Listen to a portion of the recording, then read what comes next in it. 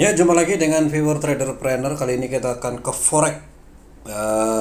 Saya akan evaluasi karena kemarin saya kena margin call, sudah demo. Kita kan sudah belajar panjang ya, sudah lama lah saya belajar ini, mulai dari yang akun demo kecil, besar, bahkan sangat besar, kemudian mencoba akun real, dari real kecil yang lumayan besar juga gagal ternyata.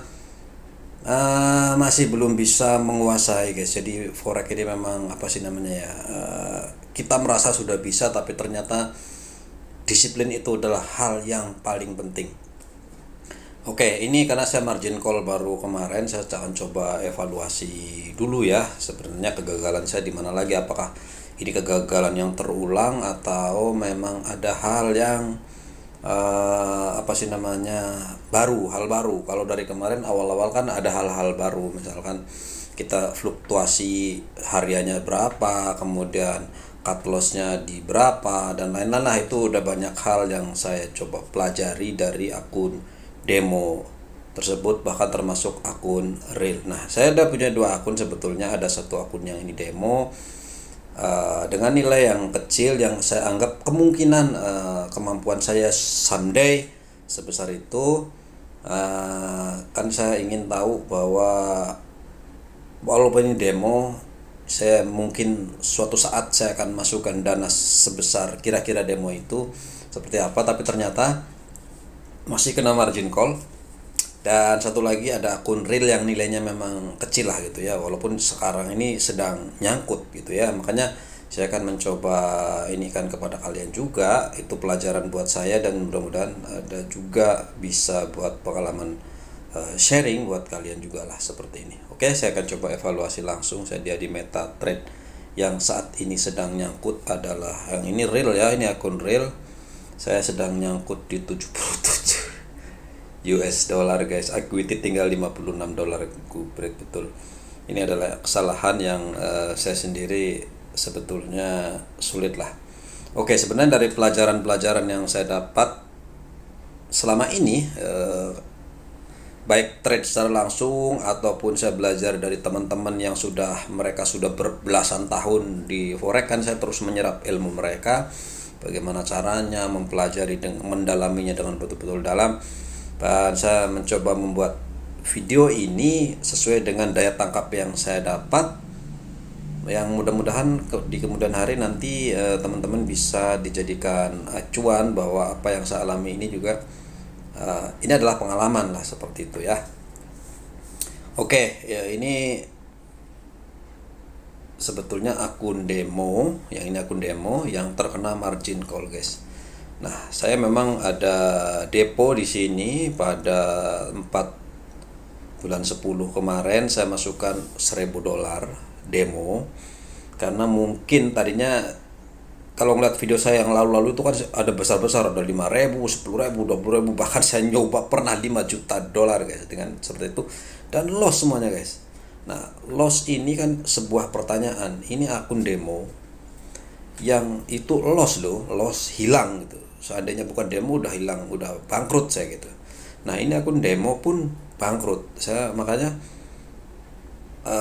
setiap kebangkrutan saya evaluasi, setiap saat evaluasi, dan hari ini saya juga akan evaluasi lagi kenapa gitu kan, pertanyaannya juga kenapa saya nyangkut. Sebenarnya saya mulai dari apa sih namanya, sebentar saya matikan dulu datanya kali ya, tatut.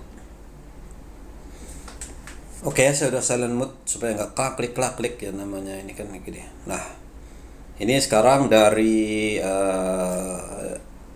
deposit 1000 dolar sudah minus 916 dolar dan tinggal balance 83, yang mana kemarin sebetulnya sudah melakukan perdagangan seperti ini. Dan kalau kita lihat seperti ini kan banyak birunya juga ya, banyak dapet lah situ walaupun ada minusnya. Kalau dikumpulkan itu kemarin sempat mencapai 2.900 kalau nggak salah, terakhir di 2.900 USD. Artinya dari 1000 dolar yang saya dapatkan itu sudah dapat profit di sekitar 1800-an kalau nggak salah ya, 1890 terakhir kalau nggak salah kemarin, sebelum akhirnya terkena margin call di sini ya. Ini aja nih yang bikin saya tutup buku di sini. Ada 900 kali 2 1600 ditambah ini, kemudian sampai akhirnya terkena margin call. Nah, sebetulnya dari pelajaran yang selama ini saya dapatkan baik dari demo langsung maupun mencoba aplikasikan teman-teman yang ada di YouTube yang sudah berbelasan tahun main, bagaimana caranya, polanya seperti apa. Yang paling efektif adalah sebetulnya disiplin diri, di mana jika kita open posisi, saya mau mengambil contoh seperti ini. Saya kemarin ada open posisi di sini. Open posisi close itu ada simpang vertikal dan simpang horizontal yang warna biru dan warna merah. Titiknya di situ saya ambil sell. Kenapa saya ambil sell? Tentu saja karena tren jangka pendek, jangka pendek ini kan daily ya, jangka pendeknya itu adalah turun. Di sini udah mulai turun, kemudian dia naik sebentar, dia turun, lebih turun lagi, kemudian dia naik sedikit ke sini pun turun lagi ke sini. Dan sesuai dengan analisis tentunya ya, technical analisa, dia pun akan turun lagi paling tidak sampai di sini sebetulnya perhitungan saya, dengan tentu saja melihat historical di sebelah sini. Sini ya.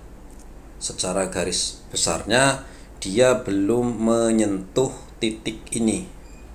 Ya kan, berarti masih jauh kan, masih di wilayah sini, maka dia akan turun. Sebelum dia akan melanjutkan penurunannya, dia itu harus sampai sini dulu, kemudian baru dia akan turun. Nah, bersamaan dengan dia melanjutkan penurunan, pastinya dia akan naik dulu, turun dulu, naik turun dulu.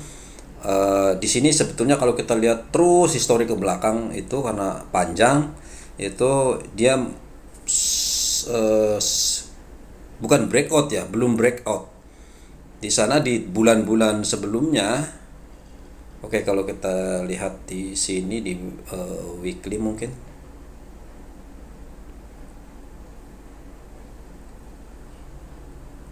Monthly. Biar lebih pendek guys, karena ini kan potret ya, jadi agak-agak susah saya ini. Nah, dia di sini sebetulnya pada bulan,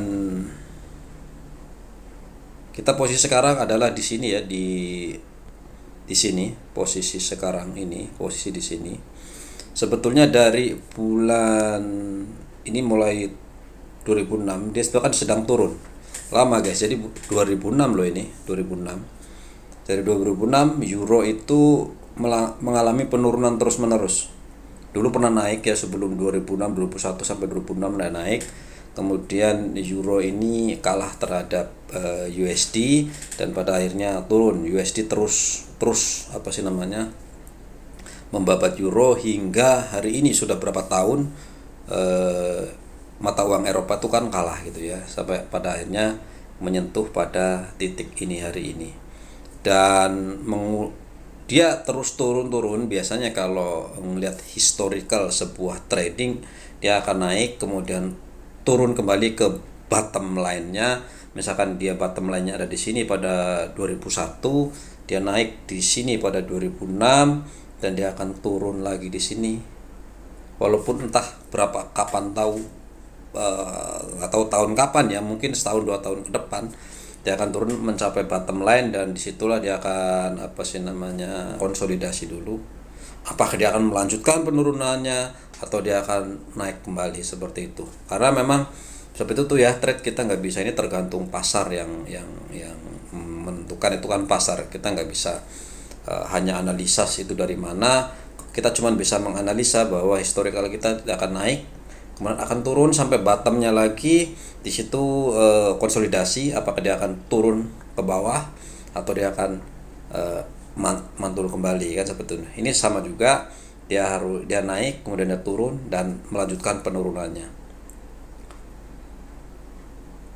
Nah, makanya kalau melihat dari sini, dari euro USD, tentu euro akan turun terus walaupun ini adalah kenaikan sementara seperti ini, wajar. Nanti dia akan turun dan sampai sini, harusnya dia akan sampai sini.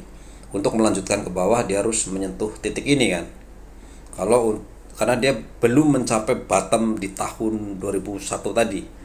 Dia akan sampai menuju titik bottomnya, kemudian di situ konsolidasi baru dia akan mencoba naik. Walaupun setiap saat dia ada naik seperti ini, turun lagi, naik turun lagi. Nah, itu kan tergantung ketahanan equity kita, sama seperti yang saya punya di sini. Walaupun lonjakannya kecil, tapi kita sudah terkena margin call karena memang tergantung, geser guys. Nah, di sini saya akan coba evaluasi pelan-pelan ya. Oke, mungkin saya akan yang lihat di sini. Ini adalah Euro USD yang pada hari kemarin itu pada 11 bulan 10 2002 jam 11.30 saya terkena stop loss sebesar 600 US dollar di situ ya, 670.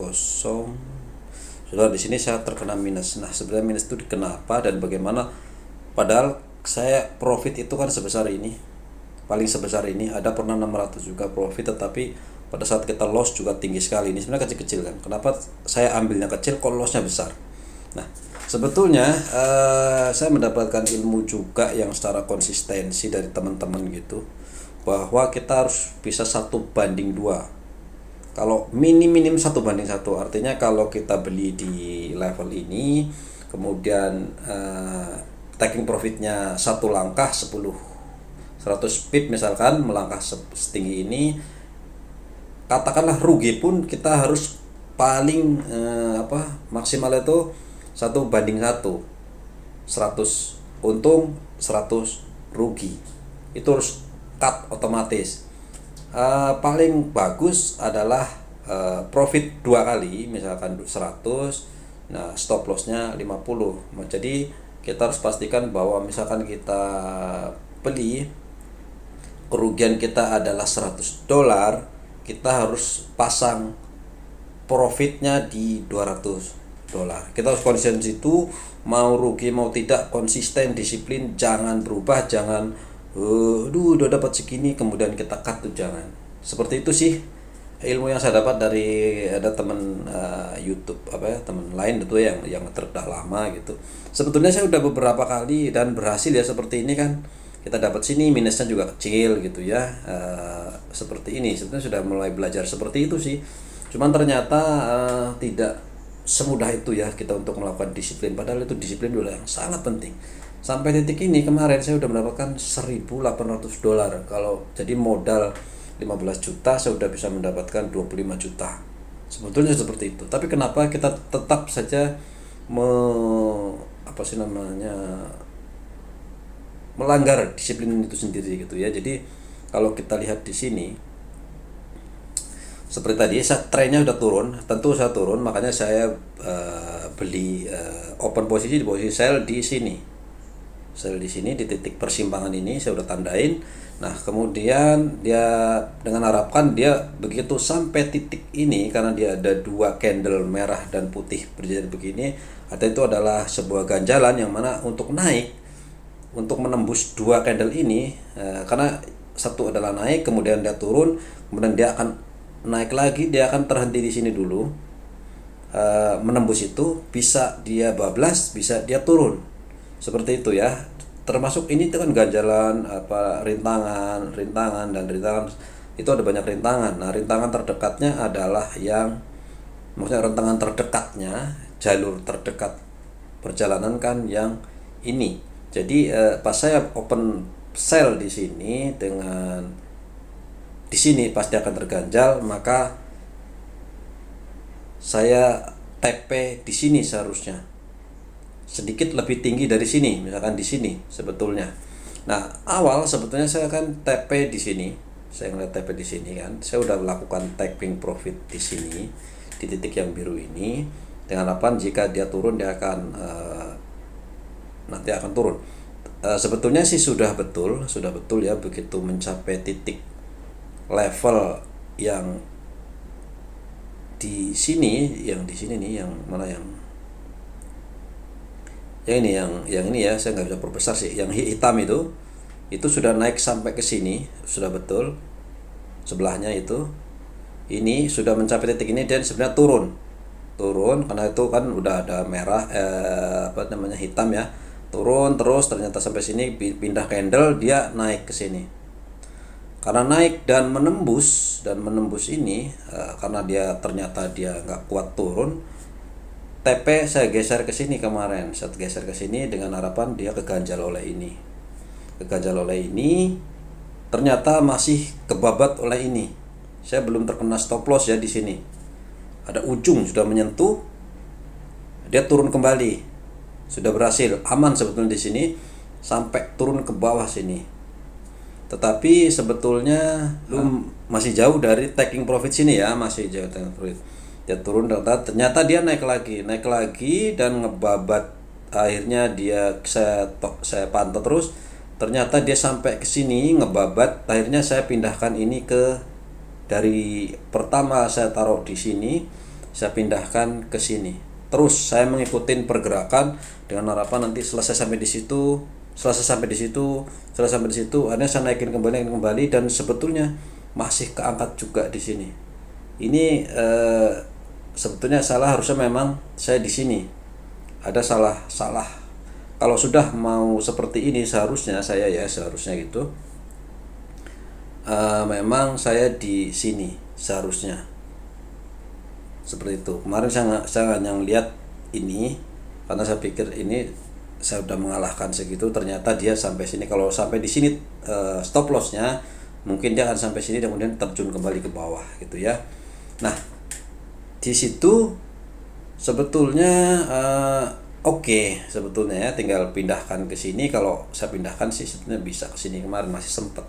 Cuman masalahnya adalah saya membelinya terlalu besar di satu lot, guys. Sementara equity saya adalah cuman $1.000, yang mana itu adalah melanggar aturan pertama, bahwa paling tidak kalau kita trading, pelanggaran pertama adalah overlot atau over posisi. Misalkan kita beli kita paling maksimal adalah 2% dari modal. Oke, pelanggaran pertama yang saya langgar adalah presentase trade kita dari modal. Nah, sebetulnya maksimal nih, titik paling aman dan tidak akan pernah bangkrut adalah jika maksimal 2% dari modal. 2% dari modal maksimal tidak boleh lebih. Satu posisi ya. All position. Artinya kalau semodal kita $1.000, maksimal kita hanya bisa trade supaya tidak bangkrut, supaya anti bangkrut adalah $20 saja. Tapi kapan mau kita dapat profit kalau cuma $20? Itulah tantangannya, itulah sebuah emosi yang entah kita itu keserakahan, entah itu apapun, pengen cepet jadi situ. Padahal nyari duit itu tidak ada yang instan seperti itu. Nah, nyari duit di forex ini kan sebetulnya ternyata itu tidak cepat. Semakin kita cepat dapat duit, akan semakin cepat peluangnya kita bangkrut. Betul ya, begitu. Karena ternyata dari banyak kasus saya seperti itu. Awalnya mulai kecil 100, oke, saya dapat $100. Walaupun saya sudah over 0,1 kan. Menggunakan 0,1 karena kebetulan ini minimum 0,1. Sudah oke nih 0,1. Karena ini tidak bisa di bawahnya lagi, kecuali bisa 0,01 gitu. Hanya bisa minimal 0,1. Oke, saya mulai 0,1. Konsistensi saya bagus. Kemudian sudah oke, walaupun rugi $2, kemudian rugi lagi 7%, tapi masih ada kan? Masih ada lah, ini dari 100 kan untung. Dipotong 80 masih ada $20. Kemudian untung lagi 60, 20 tambah 60 80, dipotong 100, masih dapat lagi kan? Masih dapat lagi. Nah, saya sudah mulai sedikit melanggar aturan, bahwa sudah mulai pede katanya. Saya masuk di 0,2. Walaupun untung betul, tapi ini sudah pelanggaran kedua. Melanggar kedua, bahwa 0,2 ini memang titik di atas maksimal sedikit itu ya, harusnya tetap konsisten di 0,1 seharusnya. Kalau 0,1 kan seperti tadi, walaupun kita rugi masih ada hitungannya, jelas kan, dapat $100 kita rugi di berapa nih, $81. Kemudian untung lagi 63, 20 ditambah 60 masih ada 80. Kemudian minus lagi di sini 100. Oke, kemudian 80 minus 100 berarti $20 kita minus. Kemudian begitu kita dapat satu lagi titik di sini, kita sudah untung lagi, dan walaupun kita rugi masih ada sisa lagi, untung lagi. Nah, terus seperti itu. Nah, sudah mulai melanggar nih, udah mulai serakah ya, dari 0,21 seolah-olah saya nampak pede, kembali ke 0,4. Sudah mulai nggak benar nih, dan pada akhirnya saya mulai larilah ke satu lot. Luar biasa, modal 1.000 satu lot, itu amazing. Itu pelanggaran yang luar biasa, cepat, tetapi ya cepat kan, $600 loh sekali trade, tweet 600. Itu 600 berapa dolar? 8 juta loh ya, 8 juta. Bagaimana mungkin seorang manusia, otak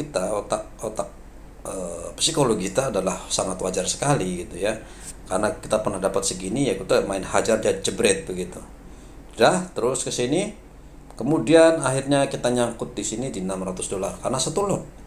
600 sudah ngikis nih. 600, 200. Dan pada akhirnya dengan berharap saya bisa mengcover benda ini, dua ini, saya tembak 3 lot sekaligus, 6 lot. Gila, 6 lot. Itu kesalahan fatal yang keempat. Fatal sekali. Udah fatal 3 lot, ternyata miss, yang harusnya tadi diharapkan dia turun.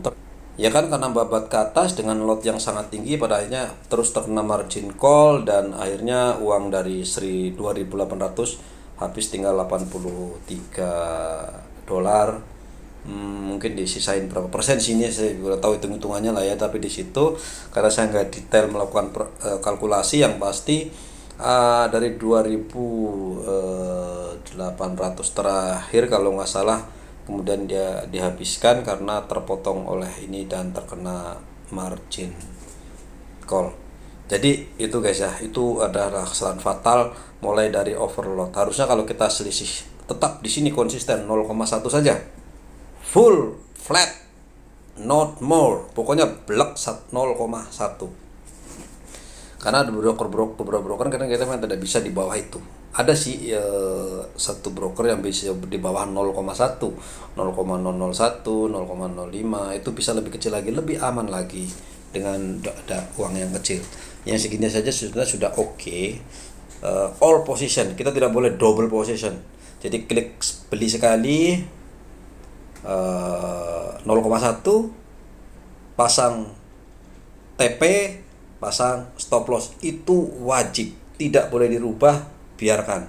Nah, tadi sudah kesalahan fatal 1, 2, 3 sebetulnya, tapi itu satu jenis, itu adalah kategori overload pertama.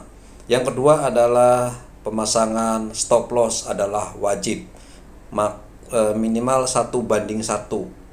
Jadi kalau kita TP sekian, loss harus sekian stop loss, itu adalah wajib.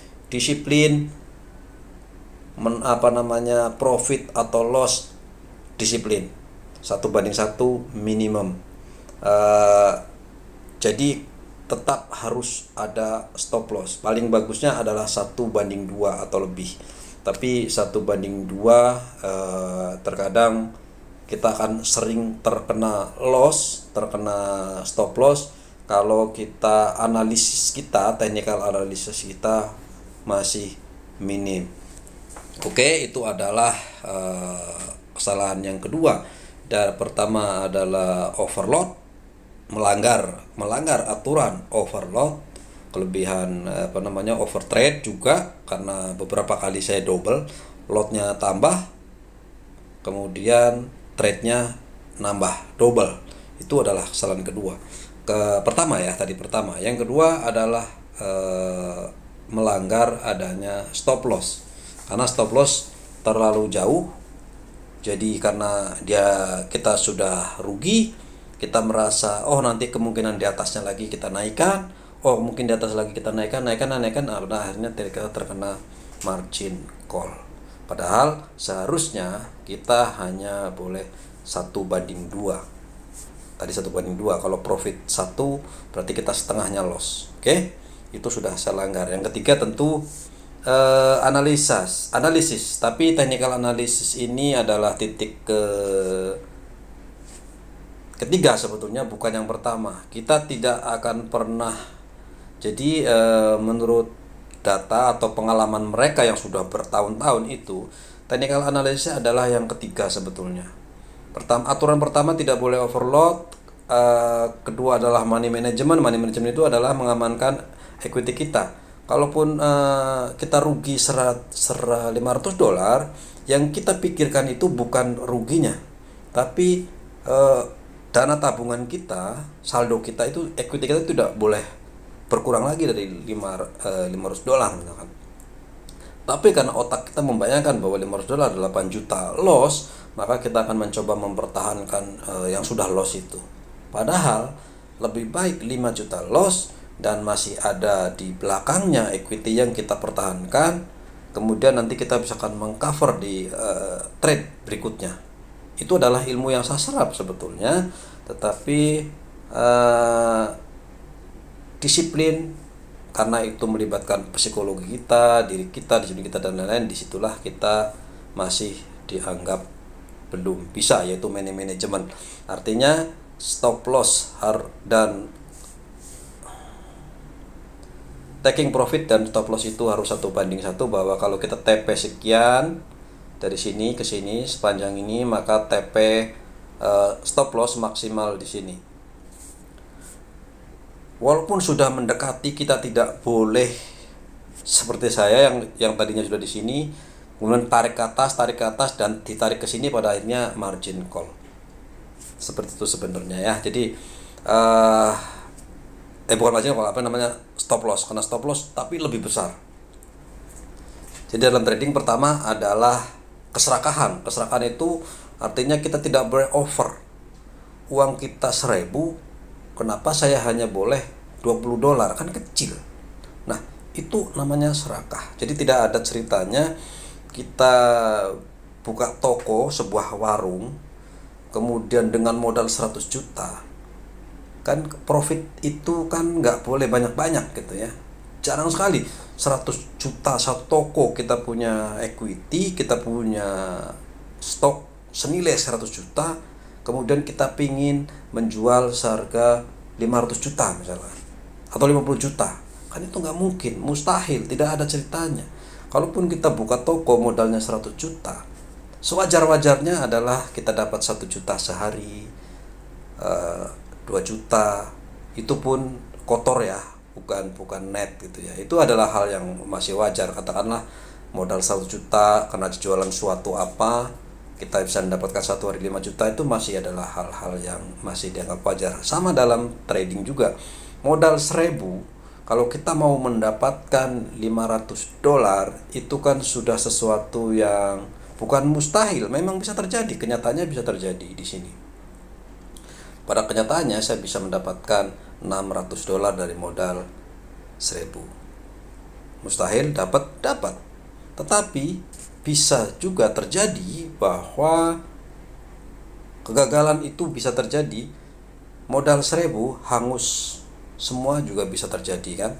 Setelah saya dapatkan 2.000 lebih, akhirnya hangus juga itu uang karena kita over trade tadi, serakah, overload, itu kan keserakahan.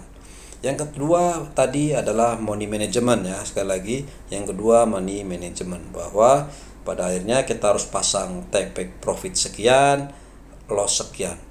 Sudah tidak boleh disesali, tidak boleh diapa. Kalaupun sudah kita dilihat seperti ini merah, rugi, dan sudah mendekati stop loss, biarkan itu loss, karena itu bagian dari mencegah rugi yang lebih dalam, bukan melihat sesuatu yang belum jelas. Ini sudah jelas ruginya terukur.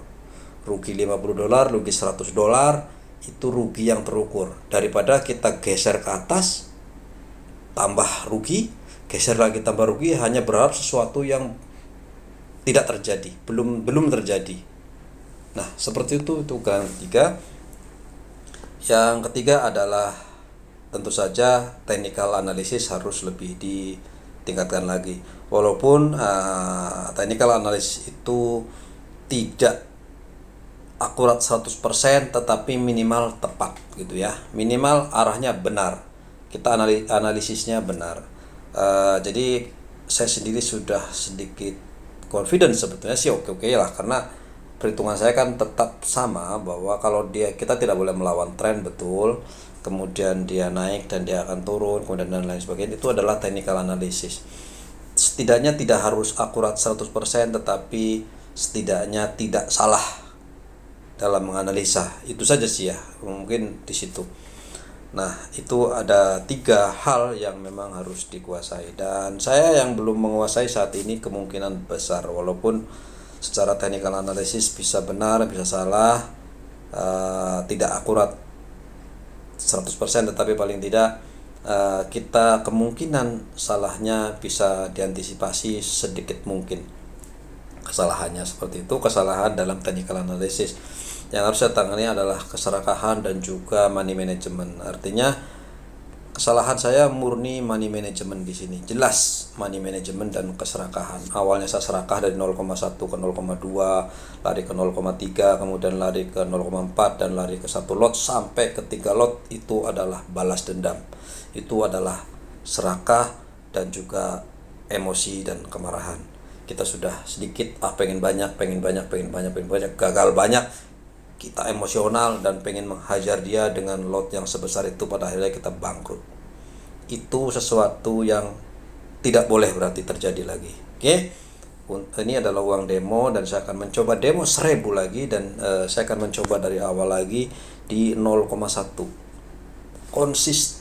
Saya belum bisa di sini nih. Saya udah berapa kali gagal di demo ini, dan ini kegagalan, betul-betul gagal. Nah, kemudian ini di sini, kemudian money manajemennya juga gagal juga. Artinya ini gagalan. Saya kemarin dari 1000 ini saya sudah mencoba melakukan itu, tapi ternyata gagal juga. Mungkin karena ini uang demo atau tidak, saya tidak tahu, tetapi kita bisa lihat di sini, ini adalah uang real.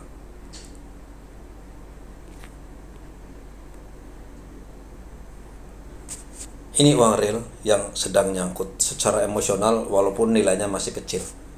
Saya nyangkut di 67 US dollar. Secara kasus adalah mirip. Oke, itu adalah tantangan terberatnya untuk bermain forex bagi kalian yang ingin mencoba. Demo saja dulu. Kalian harus demo, jangan uang real dulu. Cukup pengalaman di saya juga pengen tahu, merasakan psikologi kita. Kalau kalian lihat video forex saya di awal, itu dari awal demo sampai sekarang real sudah berapa kali saya merasakan emosi kita gitu ya. Jadi kita merasakan emosi, itu saja perbedaannya. Kalau demo bukan uang kita, tetapi paling tidak kita bisa tahu sedikit demi sedikit perjalanan, kemudian psikologi kita juga bisa tahu. Kalau kita bisa bermain drama bahwa itulah uang saya walaupun itu uang demo, bagaimana fokus kita menyamakan uang demo itu adalah uang kita, itu akan lebih baik daripada itu mengabaikan itu uang demo habis tinggal ambil lagi. Kalau itu sudah tidak akan berhasil, kita tidak akan mengubah kita, daya pikir kita, pengalaman kita dan lain-lain. Oke, itu pengalaman saya hari ini. Mudah-mudahan bermanfaat untuk saya sendiri di kemudian hari, dan juga buat teman-teman yang mungkin someday menonton video ini. Oke, thank you dan bye-bye.